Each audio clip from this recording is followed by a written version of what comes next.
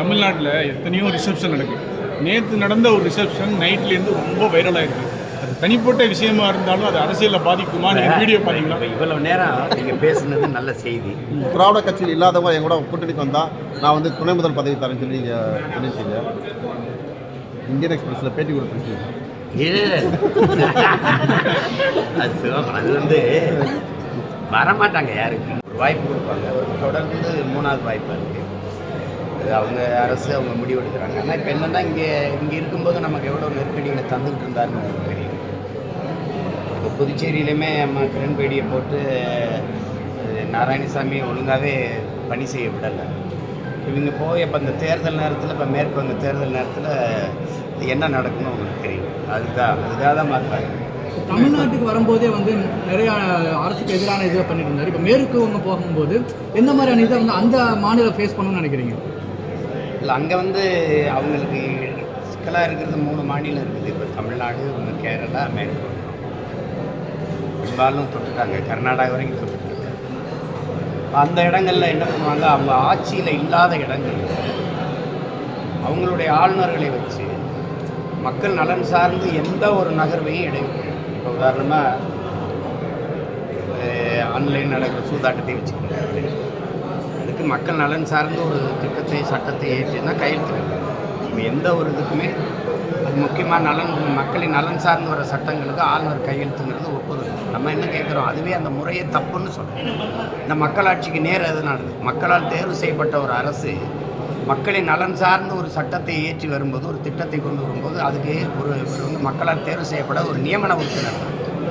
இப்போ அவருக்கு ஒற்றை உறுப்பினருக்கு, நியமன உறுப்பினருக்கு அவ்வளோ பெரிய அதிகாரத்தை கொடுக்குறது என்பது சரியாது. அப்போ என்னென்னா, அது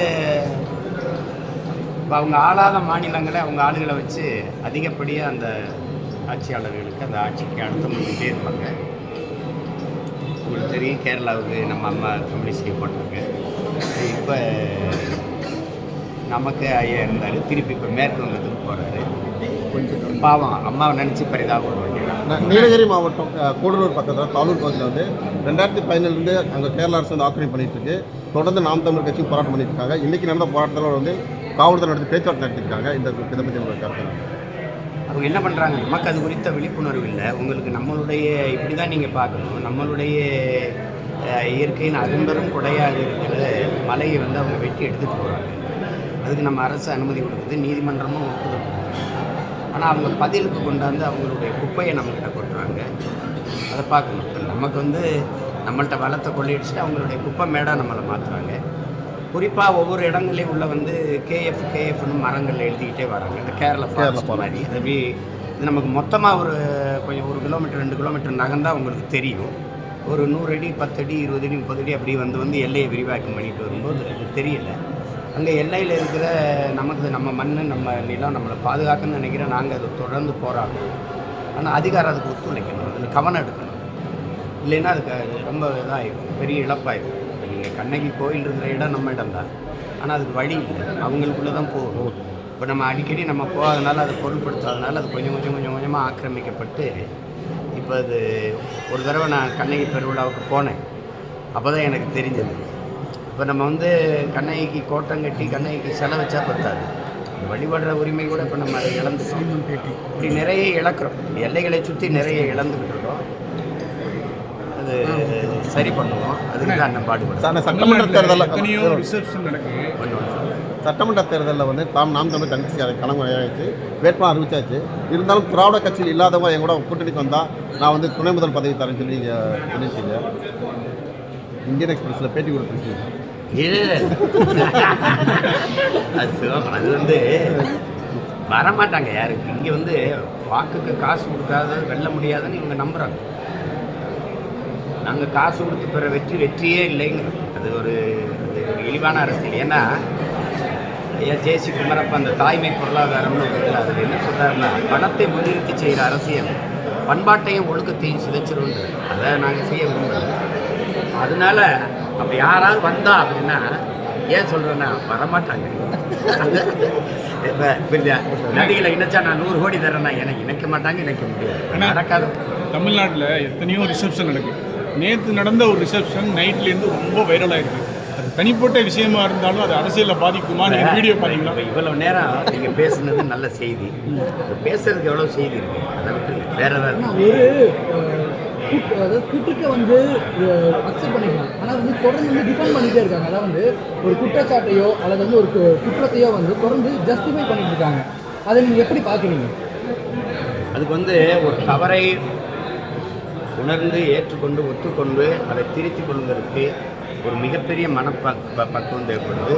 அது ஒரு பெரிய மனித மாண்பு, பெரிய மனித மாண்பு. குற்றத்தை ஆமாம் தவறு தான் அப்படின்னு. இப்போ இதில் என்னென்ன என் தம்பியை நான் பார்க்குறேன், கரூரில் அந்த நிகழ்வு வந்து அவர் அது என்ன சொல்கிறாருன்னா, அவருக்கும் அதுக்கு எந்த சம்மந்தம் இல்லைங்கிற ஒரே ஒரு அடிப்படை கேள்வி. அவர் அங்கே வரலைன்னா கூட்டம் இல்லை, கூட்டம் இல்லைன்னா நெரிசல் இல்லை, நெரிசல் இல்லைன்னா சாப்பிடும். இப்போ முதன்மையான காரணம் யார் அவர் தான். அதனால் அவர் என்ன சொல்கிறார், தெரியாமல் நடந்துருச்சு, அதுக்கு நானும் ஒரு பொறுப்பாயிட்டேன். அதனால் நான் என் மக்கள்கிட்ட ஒரு பெரிய மிகுந்த மனத்துயரத்தோடு என் வருத்தத்தை தெரிவிச்சுக்கிறேன்னா அது முடிஞ்சிடும். அதுக்காக அவர் வருந்துறாரு, அந்த அவருக்கு ஒரு குற்ற உணர்வு இருக்காதுல்ல அப்படின்னு இருக்கும். அவர் இல்லை என் மேலே பழிய போட்டீங்க.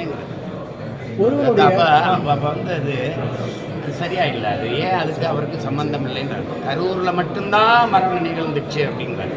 ஒரு முதல் மாநாட்டிலே 5-6 பேருக்கு மேலே அவர் நடத்தக்கூடிய ஒவ்வொரு நிகழ்வுகளும் வந்து மரண நிகழ்வு. இதெல்லாம் லாஸ்ட்டாக தஞ்சாவூரோட விபத்தில் ஏற்பட்டு பலர் காயமடைஞ்சிருக்காங்க ஊர்வலமாக போய். கட்சியோட கட்டுப்பாடு அவர் எப்படி வச்சிருக்காருன்னு நினைக்கிறீங்க? அது சரி பண்ணணும், கட்டுப்பாடாக இல்லை. இப்போ நீங்கள் அதிகபட்சமாக கூடுறதுங்கிறது எங்கள் ஆற்றுல எங்கள் அழகர் இறங்குறது தான். 15 லட்சம் பேர் கூடும். நெரிசலில் எதுவும் உயிரிழப்பு இல்லை. எங்கள் அழகர் வந்து எனக்கு காவல்துறை சரியான பாதுகாப்பு கொடுக்கலன்னு யார்கிட்டையும் புகார் அளிக்கிறது.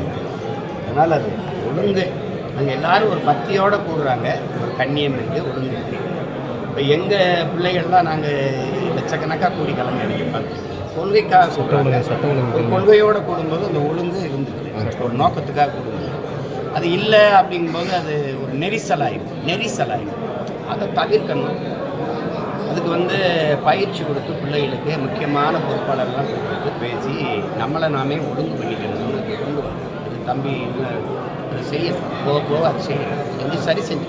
திமுக வரும்போது எல்லாமே காட்டு செடியாக தான் இருக்குது. அப்புறம் நம்மளை நாமே செதுக்கி வளர்த்துக்கிறது மாதிரி வளர்த்துக்கிறோம். அது செய்யணும். திமுக 5 ஆண்டு ஆட்சி முடிய போகுது. சட்டம் ஒழுங்கு எப்படி சார்? தொடர்ந்து வந்து நிறைய இடங்களில் கொலை இதெல்லாம் நடந்துகிட்டு தான் இருக்குது. நான் பல முறை சொல்கிறேன், சட்டம் ஒழுங்கு எப்படி இருக்குது அப்படின்னு கேட்குற நிலைமையில் இருக்குது. எப்போ எந்த ஒரு அரசு, எந்த ஒரு நாடு சட்டம் ஒழுங்கிலே அதிக கவனம் செலுத்த வேண்டிய நிலைமை இருக்குதோ, அப்படி இருக்கும்போது அது மக்கள் நலன்லாம் அக்கறையே காட்ட முடியாது, கவனமே செலுத்த முடியாது.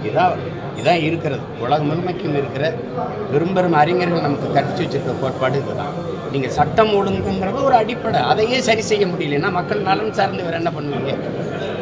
இப்போ நீங்கள் நாங்குநேரியில் அந்த கொலை எப்படி அன்றைக்கெல்லாம் பார்க்குற ஒரு காணொலியில் ஐயோ இது என்ன கொடுமைன்னு போடுறான் பாருங்கள். ஒருத்தர் தலையில் பெரிய கள்ளத்துக்கு போட்டு போடுறான். அந்த காணொலியை நீங்கள் பார்த்தப்போ இப்படி சாதாரணமாக கொலை பண்ணிடலாம். ஏன்னா இங்கே கொலைக்கு வந்து அதிகபட்சம் 90 நாள் தானே. உரிய சான்றுகளோடு இந்த குற்றம் நிரூபிக்கப்படாதனால் அதை வந்து குற்றவாளிக்கு